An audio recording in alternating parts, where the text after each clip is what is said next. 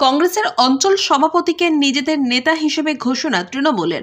অন্যদিকে কংগ্রেস নেতার দাবি তিনি কংগ্রেসেই আছেন, তৃণমূলে যোগ দেননি। ঘটনা ঘিরে শোরগোল কাশীপুরের রাজনৈতিক মহলে। ঘটনার সূত্রপাত 1 জানুয়ারি। তৃণমূল কংগ্রেসের প্রতিষ্ঠা দিবসের অনুষ্ঠানে হাজির ছিলেন কাশীপুর ব্লকের অন্তর্গত গগনাবাদ অঞ্চলের কংগ্রেসের সভাপতি নারায়ণ মাহাতো।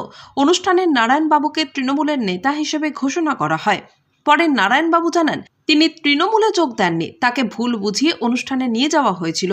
এই প্রসঙ্গে জেলা কংগ্রেসের সাধারণ সম্পাদক তথা কাশীপুর এলাকার বাসিন্দা সঞ্জয় ব্যানার্জি বলেন, নারায়ণবাবু দীর্ঘদিনের কংগ্রেস নেতা, নিঃস্বার্থভাবে দল করেন। তৃণমূল তাঁর ভাবমূর্তি নষ্ট করার চক্রান্ত করছে।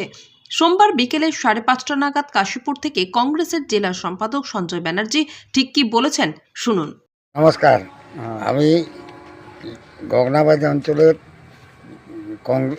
জাতীয় কংগ্রেসের সভাপতি, আগেও ছিলাম, এখনও আছি। আমাকে কয়েকজন মানে টিএমসির লোক ভুল বোঝায় আমাকে নিয়ে গেছিল ওরা যে একটা সর্বদলীয় মিটিং করব বলে, কিন্তু আমি যাওয়ার পর আমি কোনো ব্যানার ফ্যানার কিছু দেখি না।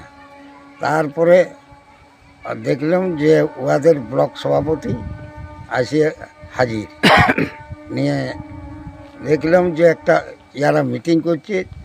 ওই মিটিংয়ের মাধ্যমে আমি না বেড়াই আসতে পারছি না কিছু, এখন যার জন্যে আমাকেও কিছুক্ষণ থাকতেই হলো ওই জায়গাতে। যাই হোক, আমি কংগ্রেসের লোক, আজীবন কংগ্রেস করে আসছি, এখনও কংগ্রেস করছি, আবার মৃত্যু পর্যন্ত কংগ্রেসেই করে যাব।